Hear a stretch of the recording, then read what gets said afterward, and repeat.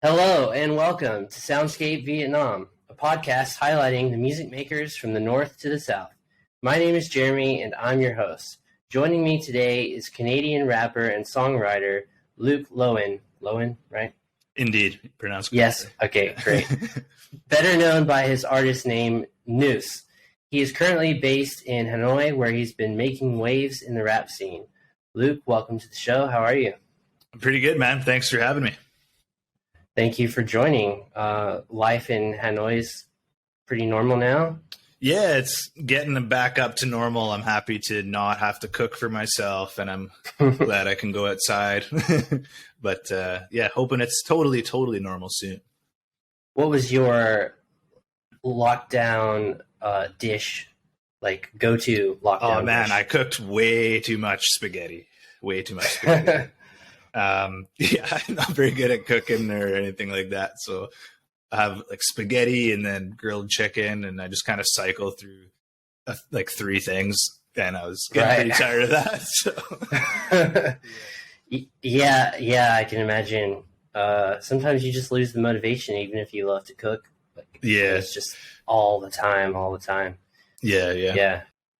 So I just mentioned that you're Canadian, but whereabouts are you from exactly? Yeah, so I was born in Winnipeg, Manitoba, in Canada, and that's pretty much right in the middle. That's like the longitudinal center of Canada, and yeah. So after that, I moved to Ontario when I was 5 years old, and I moved back to a small town near Winnipeg when I was 15 years old. Okay, and how big is Winnipeg? I mean, that's a city, right? Winnipeg's a city, yeah. I'm not sure actually of the population. Definitely nowhere near Hanoi, but the town that I was living in is like 16,000 people or something. So it's like a hamlet over here. Right? Yeah, very very small. It's even smaller than my small town. Oh yeah. And what was life like growing up in those different places? Yeah, so in a small town called Steinbach, that's where I was near Winnipeg, is quite boring and flat and not much going on other than what you can do to entertain yourself. And yeah, so it's much more, it's in the prairies, so it's much more open, and the landscape's entirely different than it is here for sure. And the population density, of course, is much different. So whenever I return back home anywhere in Canada, I guess compared to Vietnam, is sort of like I get like reverse culture shock because there's like nobody honking and it's like it's all quiet. I'm like, what's going on? Why is it so quiet? And last time I went back, I actually started like walking in the middle of the road, like in front of cars and stuff, like as you would do here. And I'm like, oh, they're all honking at me, or like everybody stops and like lets me go, and I'm like, what are you doing? Like, keep driving. Yeah. That's funny. Yeah, I know what you mean by the reverse culture shock, especially the quiet. Yeah. Like when you're in your house at night or wherever you are, and just how quiet it is outside. It's like kind of freaky. It is, man. Yeah, it is. I just like walking around and all the cars are driving in a straight line. Like that was the most eerie for me. I'm like, everybody's driving really nice. No buses are trying to overtake on a two-way, two-lane double highway. Passing on a blind mountain corner. Yeah. Yeah. And what were you doing before you came to Vietnam? Before I came to Vietnam, I was traveling in Australia.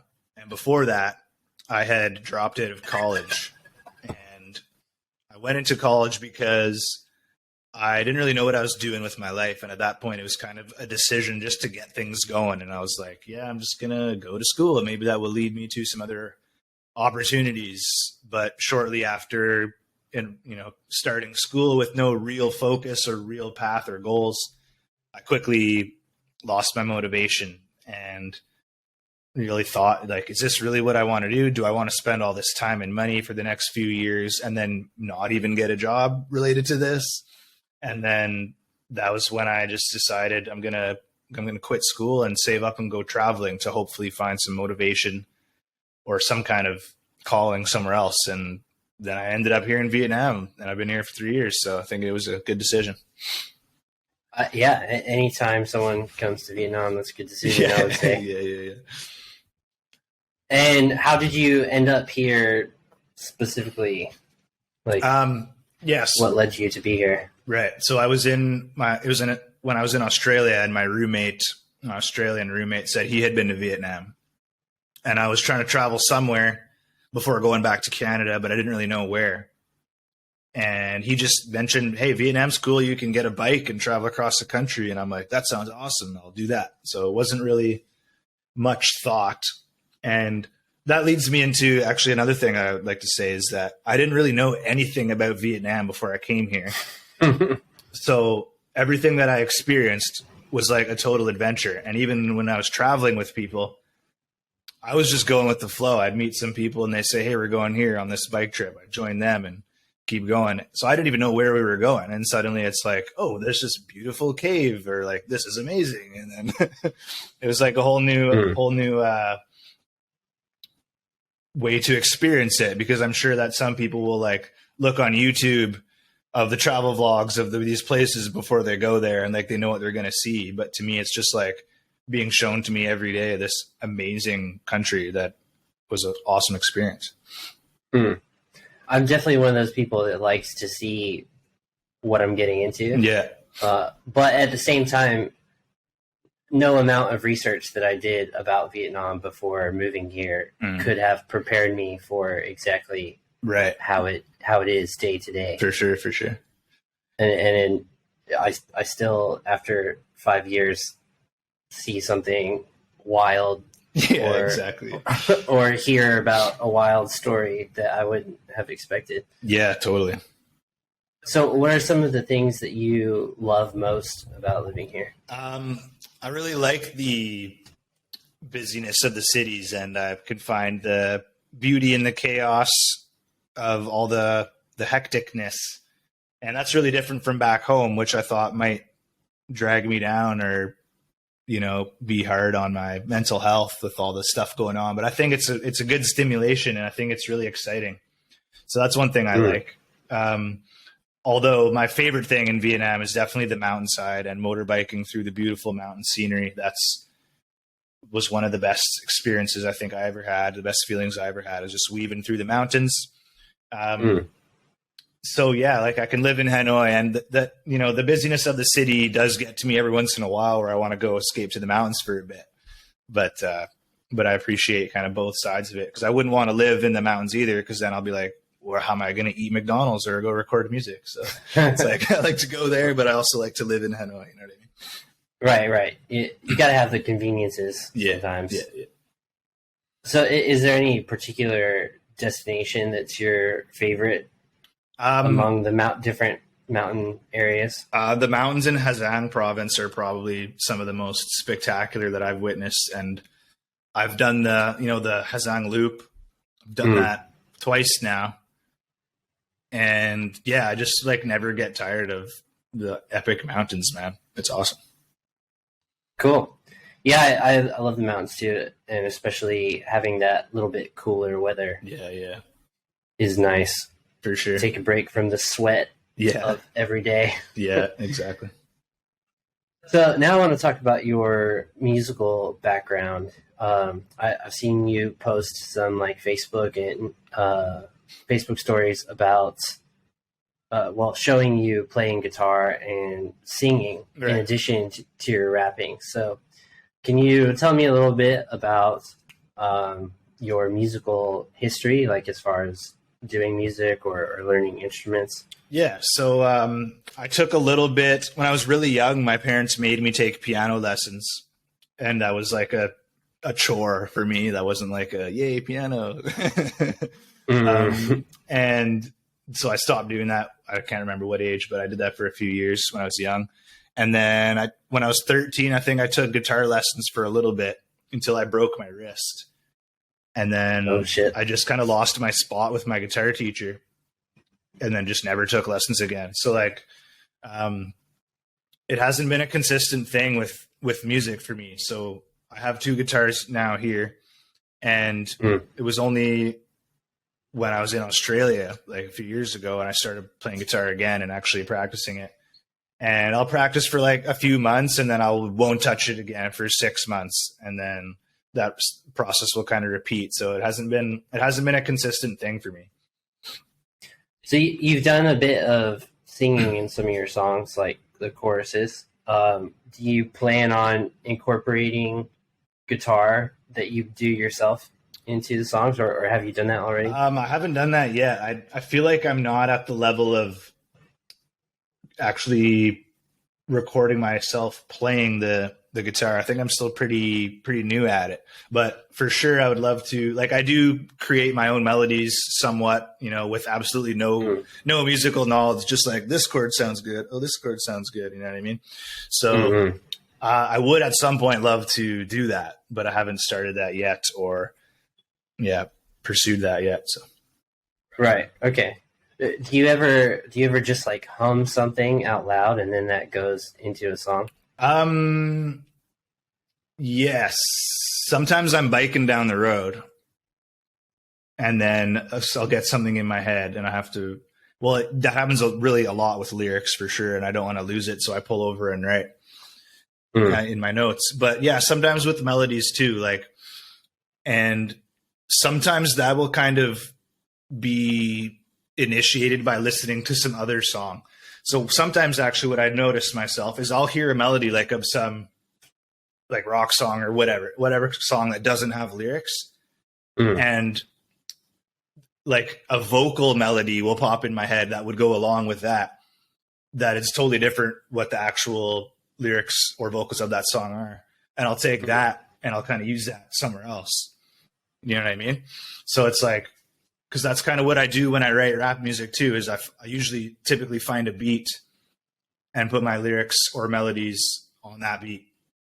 So if that happens it can happen with a metal song and some lyrics will come in my head that I would never think of, or the melody will come in my head that I would never have thought of listening to, like a boom bap beat or something. But I can still use that somewhere else. You know what I mean? Right. Yeah. Okay, cool. You have mentioned on your YouTube channel and other places, like in your bio, that you started writing lyrics at the age of 15, but you didn't start creating music seriously until 2 years ago. Yes. So what was the inspiration and turning point from going to like hobbyist notebook writer to putting out songs like all the time? Yeah. So when I was 15, I started writing, and there was many years of, I'm going to record songs soon. And just nothing went beyond me saying I want to do it. And I was making excuses and letting a little bit of maybe fear and anxiety and just kind of put a wall up there and stop that from happening. So just my fault that I didn't start it earlier. And then, so I was kind of working up towards it, writing more songs that were ready to record instead of just lyrics. I was actually compiling full songs with choruses and whatnot. And then that was around the time that my mother passed away. And when she passed away, it really made me think about what would happen if I was in her position and I didn't write any music. And my whole life I was saying, I hope I can record music soon, but I never did. Then I would be really disappointed with myself. So that was at that point that I realized that's what I want to do. And so I did it. Well, first, I'm sorry to hear that about Thanks. your mom. Something very similar happened to me. Also, my mom passing away inspired me to write more music. Yeah. And eventually turn that into actual songs. So I think it's great when people can create art from pain that they've experienced. Yeah, for sure. It seems like such a cliche, right? But there's no better inspiration than something you've lived yourself. Oh yeah, absolutely. Yeah, turning something negative into something positive that can positively affect other people's lives. When the root of that is something negative, I think that's a beautiful thing to kind of blow that up into something that can positively affect others. Right, for sure. And when it comes to your style, Do you have any particular influences, both from rap and from other genres? Yeah, so for rap, I listen to Mac Miller. He's one of my favorites for sure. Mac Miller, MF Doom, Action Bronson, Eminem, Big L, Big Pun, like lots of stuff, man. It's pretty hard to say some favorites, but yeah, Action Bronson and MF Doom are some that always, like, their writing style and the lyrics always influence me to get writing myself. And when it comes to non-rap, I've listened to many, many, many different kinds of music, like blues, folk music, old school, like classic rock, metal, pretty much a bit of everything. I listen to some classical music too. Like, my friends used to make fun of me because I'd sometimes like play Beethoven or something at a party just to see what everybody would do. But yeah, so I mean, yeah, like rap might be the genre that I have the least amount of music on my phone, on my Spotify. And yeah, that's really, I've taken a lot of influence from many different genres and applied that to my rap music. I think that helps to, see the characteristics of things that might not necessarily be my writing style and apply that to my writing style. Right. And I think that has become a lot more common in recent years because of such a wide availability of music that we can listen to. For sure. And people being willing to blend things together. Yeah, absolutely. There's definitely some songs that come out that you're like, oh, is that actually rap? Like, did he even rap? But it's like, and right. vice versa, like just some really genre bending stuff that, I mean, is fine. That's totally cool. I wouldn't want music to ever be like put in a box where it's like, you can't do that, you know? So, right. In the end, it's all music. That makes me think of a question I didn't plan to ask, but now I just thought of it. What would you say about Lil Nas X, Old Town Road? Is that a country song? Oh yeah. So, I mean, I don't know. Like, what do you think? The only thing that would be country about that would be the lyrics, in my opinion. Right.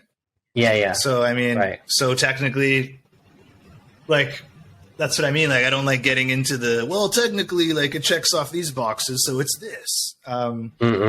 Because I would say it's a country rap song because he's rapping about country stuff. You know what I mean? Right. But I mean, like, I don't think it's necessary for.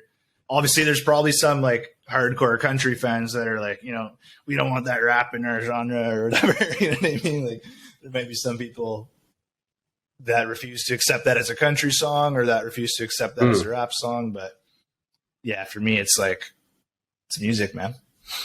Well, yeah, it's weird that that whole thing was an issue because it's like there's some tribalism. Yeah, for sure. These different fan groups and different artist groups.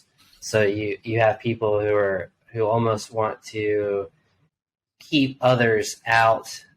Yeah, like, no, you can't do that. As if they don't deserve to appreciate that because they weren't there from the beginning, kind of thing. Like, right. Yeah, actually, I kind of used to be like that myself. Like, when I was in my early stages of writing rap, I was like such a lyrical focused guy that like any song that had basically any chorus, I was like, nah, you know, like anything melodic, or if the lyrics weren't like amazing, like anything like Drake, like I used to just hate on Drake. I was a big hater, and like anything that was too mainstream, I just didn't like.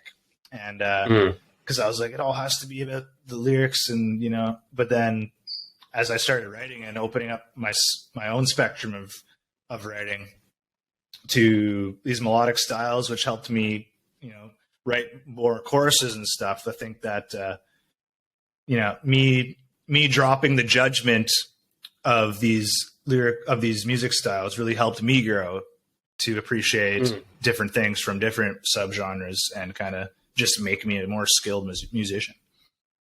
Right. Yeah, for sure. Yeah. It always improves music when you can look outside the box to other artists and other styles. Absolutely. So I want to ask about your name. Oh, yeah. Nuce. Where does that come from? So it doesn't mean anything at all. And the reason for that is because when I was young, like when I first started writing, I had a couple ideas of rap names, and throughout the years, I'm like, oh, I'll drop that one, or this one's cool.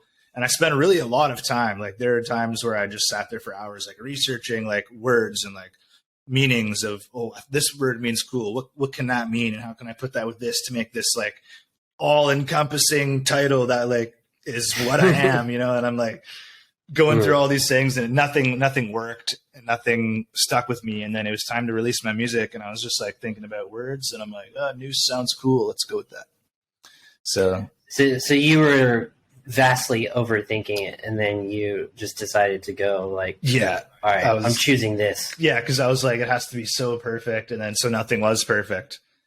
And then I just started thinking about it. Was like, well, maybe it doesn't have to be perfect. You know, maybe it doesn't have to be this crazy thing. Maybe it can just be a name, and then through my music, I make that into its own thing because of I'm not my name, but the name will reflect me. You know what I'm saying? Right. Like you manifest over time what the name means by your actions and music. Exactly. Yeah. Right. I think a lot of creative people fall into that trap of like, this thing has to be perfect. This thing has to be perfect. This thing has to be perfect. Yeah. Or I won't release it. Yes, for sure. That's a really good point. There's a lot of, I think that was one thing that really excelled me in my progress as, you know, learning how to rap and learning how to make songs, was just doing it instead of just thinking about it. Because you can plan and plan and plan, but if you don't actually do the thing and put your song out there, like you're never gonna go past that. So like now I look back at some of my old songs and I'm like, oh, I don't like what I did there, or wish I did that differently. But in the end, I don't care, because I release that song and I learn and I move on, and the next song is better, and I just take the knowledge and, you know, move in steps. It's not about, you can't over plan. You have to overdo, I think, is the best way. Yeah, for sure. That's a nice little catchphrase. Yeah, write that.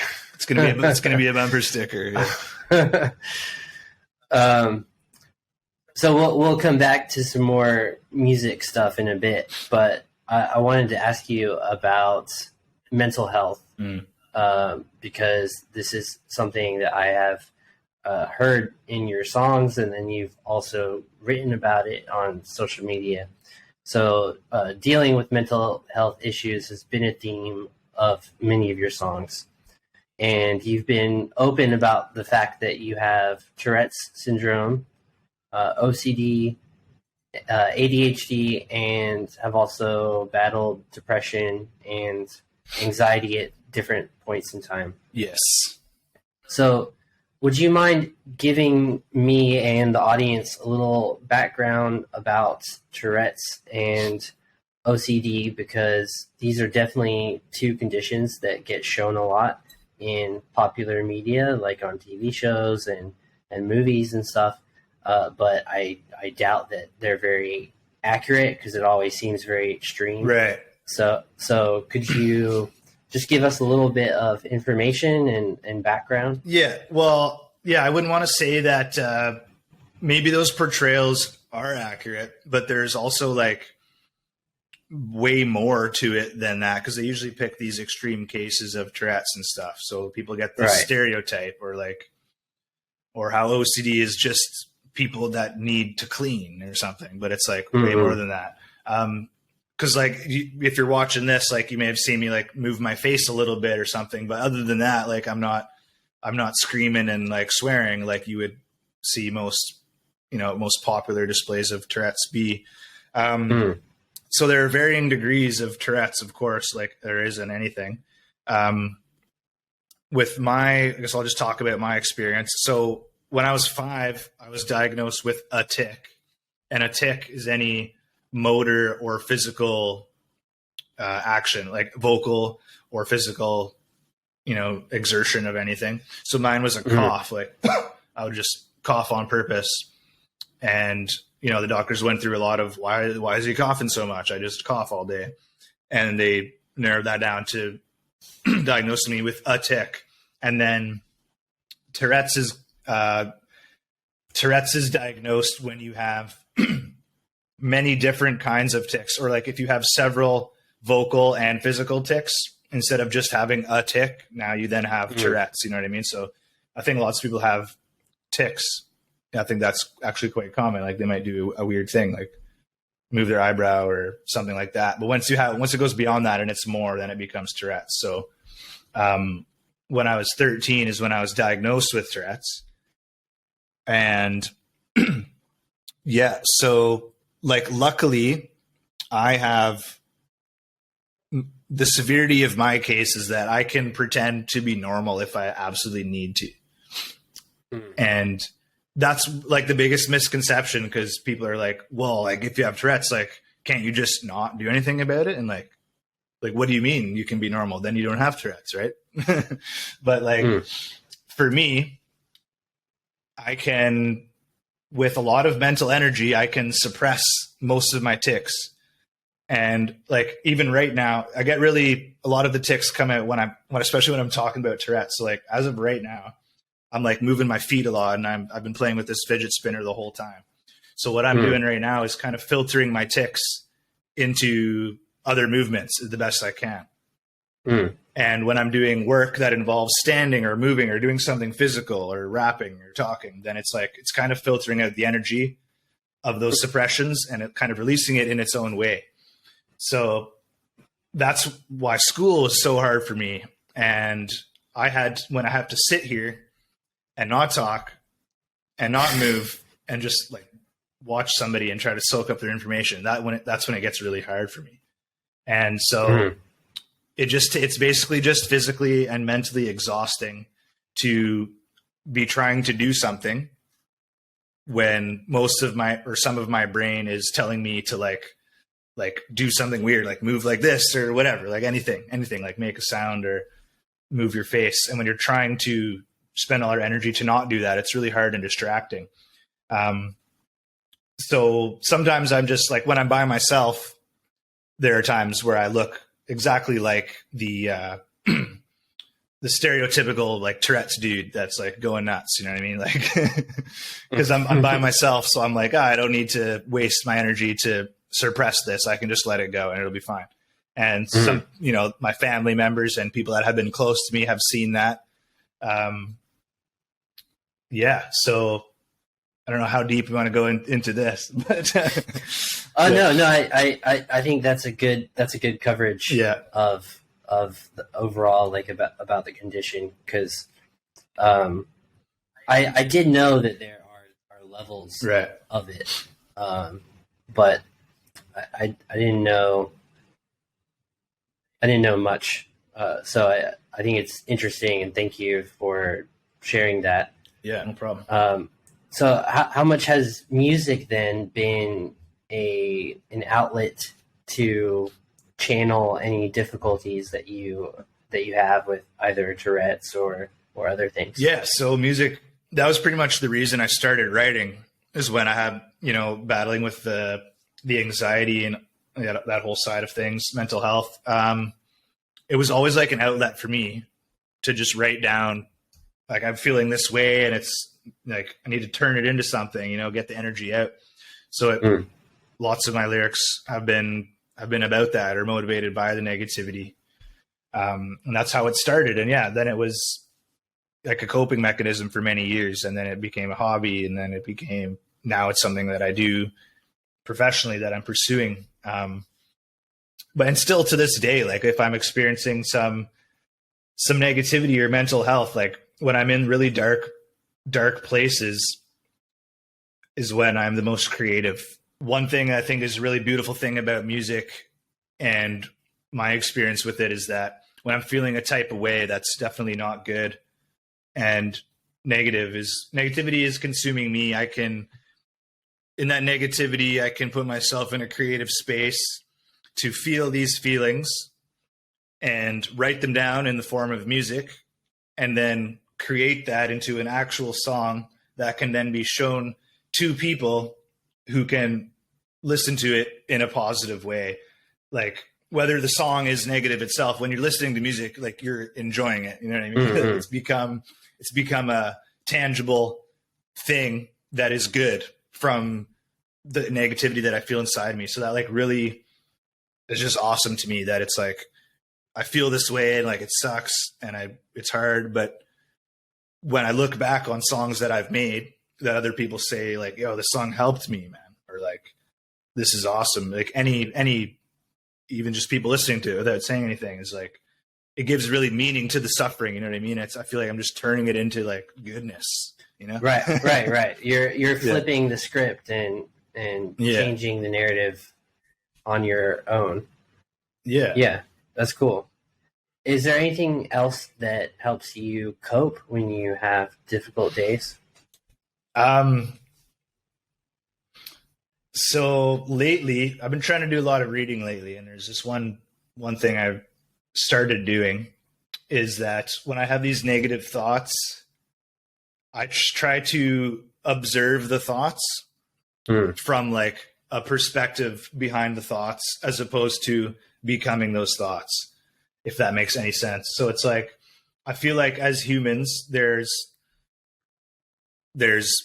things that will happen that kind of we try to become our emotions. So we'll have these negative thoughts and get sucked into that, and we'll be this negative person or negative thinking person. But if we can acknowledge that these thoughts are happening if we acknowledge these emotions and look at them from a perspective of, those are just my emotions, that's not actually who I am or what's actually happening, then you become mindful of that. And I think it gives less power to those negative emotions that want to take a hold of you and, you know, move your life that way. Right. That's something that I've been doing. It's kind of like, I think it falls in with like meditation and mindfulness of like not reacting totally emotionally, but like being in the now and reacting more practically, you know what I mean? From your true self, as opposed to these negative influences. Right. Yeah, I think that's a very interesting point about thoughts, negative thoughts. There's a phenomenon, and I can't remember what it's called. There's a phenomenon that's been studied in psychology where it's like everyone has these thoughts that are really terrible. Like let's say, you know, a dog getting run over, or you like killing someone that you love or something, and it's just like they can come anytime, but they don't have any meaning. So it's like just these horrible things that we as people think about sometimes, and we don't even know where they come from, but they don't have any actual meaning for our desires. Right. And I think that's another thing too that I recently learned is like, in one way you can have those thoughts and then you think, what's wrong with me? Like, why am I thinking this way? And you just make it worse. It's like you feel bad, and then you feel bad because you're feeling bad, and then you feel worse. right. And so it's like spiral down. Yeah, exactly. And then once I kind of realized, like, I read this one thing that I not word for word, but it was like, you're only human. And like, once you kind of realize that these thoughts are just because you're a human, like you're going to think about stuff and you're going to feel a certain way. But once you realize that it's not your fault, nothing's actually wrong with you. That's just, you're a human. And that kind of made it a little bit easier for me to like, you don't worsen it by your own judgment. You know what I mean? Right. You just let that be. Yeah. Right. Yeah. You basically let it go. Yeah. I think that's good advice. And if you could give any other additional advice to someone that's struggling with their mental health, what would you say? Basically, well, for me, I know it's really hard when you're in that state to see anything positive. That's the whole point. That's the whole problem. But I know for me, it's like, there were times where I was really close to ending my life. And now there's been many times where I've experienced something or some form of joy or done something, and especially with music or whatever, where I'm like, wow, I'm glad that I just stayed and waited. You know what I mean? Because there's been many instances where I'm like, I'm glad that I did not do that when I was young, because I would have missed this. Like all the suffering is like, at some point, like you will reach something that you're like, wow, I'm glad I waited for this. You know what I mean? So I think that's one thing that I would say, and, you know, get help and talk to people about it, and don't try to deal with it yourself. And it will be better. You know what I mean? Right. And there's always people that will care. Right. And I know it's like, obviously like the whole thing is easier said than done, but I mean, I just want to say personally that I've been glad that I stayed around. So like, I'm sure if you stay around, there'll be something you'll be glad about, you know? Right. Yeah. Yeah. Oh, thank you for that. I think that's good advice. And as you said, it's easier said than done, but just talking about it is the first step. Yeah, for sure. For sure. So now I want to circle back to music and your work as a rap artist. So looking at your social media pages and your YouTube channel, your output has been pretty prolific. I might be wrong on the exact number, but I counted 11 songs released in the last year, with 10 live action music videos and then additional lyric videos. So yeah, that's about right. I think in total, because it's only been like a year and a half since my first song, I think. So in total, it's like 15 songs, 1 collab, 10 of those are music videos, or 9. Wow. Yeah, so it's been definitely consistent, which I'm pretty proud about. Yeah, for sure. And you also put out other content, like you've done a couple of podcast episodes. You've done like some reaction videos and then like little snippets of songs where you do some rapping. So you've been putting out a lot of material. How do you keep up the energy to do all of that? And then how do you maintain it?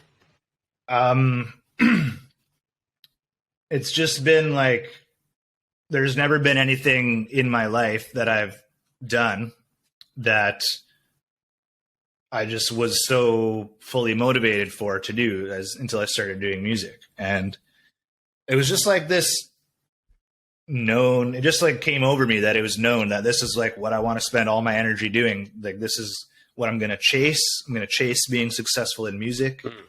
And if I don't, it's fine, because I leave behind all this awesome stuff that I created. And so that just kind of fuels me, like that, knowing that this is like the right thing. This was what I want to do, undoubtedly. Then it's like, I kind of stick to this plan of like releasing a song every 4 to 6 weeks. And I've posted something on my Instagram every 3 days since the first time I ever posted on my rap account. And yeah, so it's just, and also because I love doing it, like, you know, that's the big thing. I love making music. It's not like, oh, I got to make another song so I can have another song. It's like the songs just make themselves. So, and when it comes to the other content, like reaction videos and stuff, that came with a lot of time on my hands, you know, in lockdown. And I didn't want that time to go to waste. And I wanted to try to grow my YouTube channel. So I've been trying to do all those other things. And yeah, just become better at being a content creator by testing these new things, and like being, you know, having my own podcast and doing these reaction videos. Those are all new things to me. And I just really got addicted to like trying new things and just broadening the things that I can do. Right. And I think that's really important these days. As a independent artist, you have to make use of so many different channels. Oh yeah, for sure. That's the amount of time that I've spent marketing and the social media and all that stuff is like way more time than I've spent actually making music. You know what I mean? And I think people don't realize that, like how much I actually work for one song. Right. Like people see the song, or especially like the music video, like the amount of work that goes into something like that is insane. And people watch it and go like, that's cool. And I'm like, right. I'm like, but do you know? Like, yeah. Right. It's like, if you knew how much effort was in this, you would maybe watch another 30 seconds. But yeah, that's what happens as like once you're I think there's a phrase for it, but I can't remember. But like once you're involved in the creation of something, in the creation process of something, you just look at it differently. You know what I mean? So like before I ever made music videos or was in music videos, you look at them and you just enjoy it as a music video. But now I'm like, oh, how did they do that? Or like, that must have taken a long time. Or wow, you know, that's how much did that cost to edit? You know, what's the budget of this music video? And like now I can respect all the actual work that goes into something. Even just making a song, like people don't realize, like someone has to make that beat from scratch. You have to go into the studio, record it. You don't just rap it once. You take a bunch of takes. Someone's got to mix and master it. They have to be professionals at that for it to sound good. And then you got to like, yeah, it's just, you really appreciate that once you do it yourself. Right. You see behind the scenes, and then because you are behind the scenes, and then you appreciate that for other people. Exactly. And because you've invested so much time and money as well, do you feel pressure sometimes? Like if something doesn't go the way you wanted it to, or maybe what you envision is different from what actually happens? Yeah. So there's always the, you know, maybe I never make it and I spend all this money and all this time and I've never actually made any money off music. That's always, it's definitely a possibility. Like it's ridiculously hard to make money off music. And, but I just like came to the realization that if I just try for my whole life to make it and I don't, then I leave behind knowing that I tried what I could do to get what I want. And I left behind like basically everything in my soul is just like in my music and it's out there for when I leave, you know what I mean? And yeah, so it could be a waste of money. But what I want, like the other side would be like, I save all my money and then at the end I die and I'm like, oh, at least I got this money. Like, yeah. At the end I'll be like, oh, well, I didn't chase any of my dreams and I didn't make any music and like, but I got a nice job that I didn't like or blah, blah, blah. And like, I have money, but it's like, so that's the other side of it that I just know I don't want. So like, if it ends up, to me, it's not going to be a waste. It's not going to be a waste. Because if I didn't start pursuing this, I'd still be wondering like, oh, what am I going to do with my life? You know what I mean? And just the peace of knowing that I already know what I'm doing with my life, you know, it's worth it. Yeah, that's a great perspective because when you put out so much music and it is so deeply personal, then you are leaving behind something that people can enjoy many years later. Yeah, absolutely. I mean, like I've listened to a lot of like obscure psychedelic rock that people post on Reddit, and these bands, they were not well known in whatever countries and cities they came from, and then it ends up on the internet like 30, 40 years later. And if one of my band's songs ends up like that 20 years from now or 30 years from now and some random kid listens to it in some random place, then that's awesome, and that makes it worth it. Totally, man. It's a beautiful thing for sure. Like, yeah, just making something that will stick around, and everybody has like their purpose or they want to live do something meaningful, and yeah, something as simple as like leaving a song behind, man. Like that's awesome. Right. It's a meaningful thing for sure. Yeah. So I want to talk about one song in particular of yours, and the video for it, the music video, kind of put you on the map, I'd say, because it's how I first heard about you in a media feature. Is the song "It's All Right." And in the video, you wear a grab bike uniform, which for people outside of Southeast Asia, grab bikes are like taxis, like motorcycle taxis or motorbike taxis that you can just call up on an app and they'll come pick you up. So in the video, you wear the uniform and you are shown picking up people around the city, and it's got a lot of views, tens of thousands of views on YouTube. So what about that concept do you think made it viral? I think in Vietnam, like, there's a lot of appreciation for foreigners just doing things in Vietnam, like Vietnamese things. Like, you see all these things go viral of like just a foreigner's foreigner's perspective of Vietnamese food.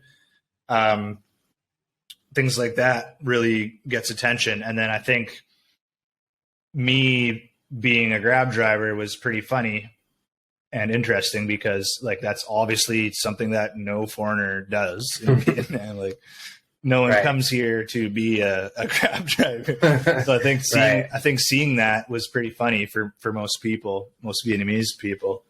And yeah, that resulted in the my first feature was on Vietnam News. And after that, I just had like quite a few opportunities because they all kind of saw that. And that, accompanied with the fact that I think it's a good song, was kind of what set it forward. So when those media features happened, did like some staff just contact you? And the first thing actually was my buddy Steve, who does all my music videos, the owner of World Trippin' Productions. Obviously, a lot of my success is owed to him, so shout out to World Trippin' Productions. He was doing the videos, and so he actually got a message from somebody at Vietnam News saying they want to interview us both and about that video because, yeah, he's the legend behind the camera. So that was the first thing. And after Vietnam News, actually, like, some radio stations from my hometown somehow saw that too. And then it was Winnipeg CBC radio. I had like a 10-minute podcast type interview on that, which is really cool.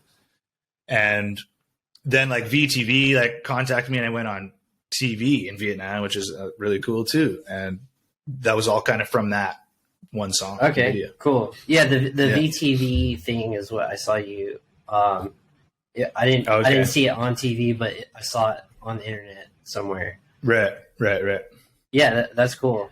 And what are your reaction? What are the reactions that you get to your music from Vietnamese people? Because I imagine for some people it's difficult to follow because you've got like a lot of wordplay and like fast lyrics. Right. Yeah, that's definitely challenging. I'm surprised how many of my fans don't even know any English, but they can still say like, that's really cool. And I think that's one thing that's awesome about music too, is like, you know, that rap, like some people that don't know much will argue that rap isn't music because it's just like saying words or something. I've heard people say that, yes. Yeah. But when you don't know what the words are and you still like it, that means it sounds good. That means it's music. Right. There you go. Boom. Yeah. I can listen to some Vietnamese songs because it sounds cool and I don't know what they're saying. And I would appreciate it more if I knew what they were saying, but obviously it's still music. But that's a little off topic. But yeah, lots of people still say like it's cool. And the lyrics that I have translated, I don't really know how effective they are because my understanding of Vietnamese isn't enough to make sure. But I know it's really, really difficult to translate wordplay. You can't really translate wordplay. It doesn't really work. Yeah. Or puns. It doesn't really work. So you have to kind of take these all the literal meanings of the lyrics and translate that. So I'm pretty sure some appreciation is lost in that aspect. But yeah, I've got lots of love from Vietnamese people and lots of other people too that say it sounds good. So I'm glad they like it. Nice. And when you're making content, or also songs, are you aware of like trends and kind of the flavor of the day in Vietnam, and do you alter anything that you create from that because you're living here? I've tried to start thinking about that, and lots of people always tell me like, oh, you should add some Vietnamese lyrics in here, make a song like this, or, something like that. And I've thought about doing that. And well, I guess that was kind of part of like why we did the Grab Driver video. Cause we're like, let's think about like what can actually like go viral. Right. Mm-hmm.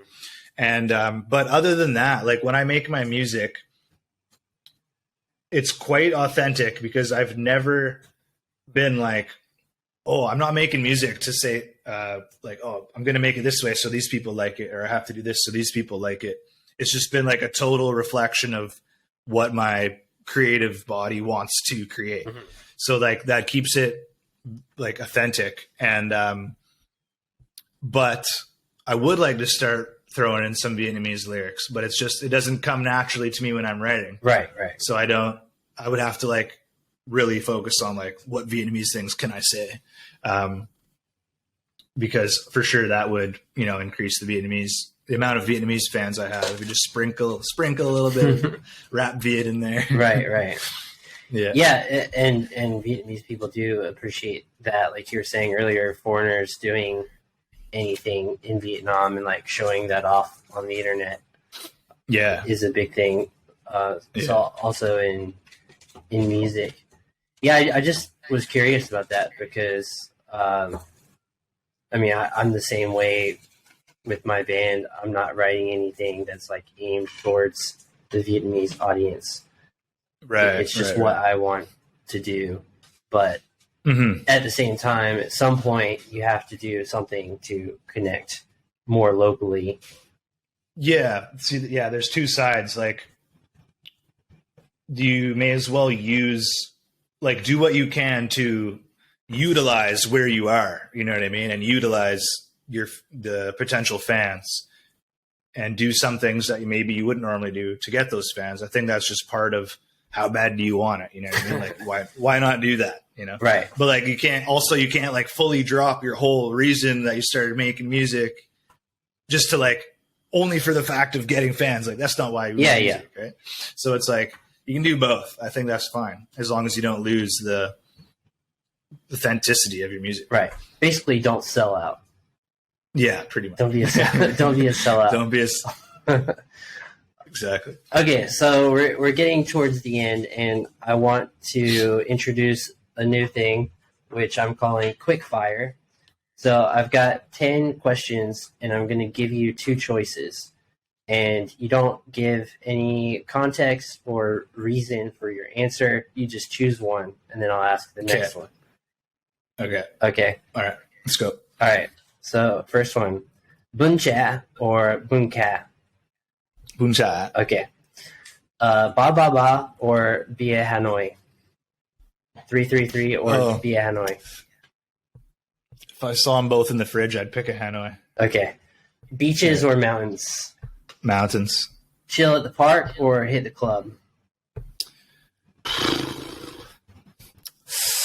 Ooh, I like both of those things. What day is it? Do I have to work tomorrow? Friday.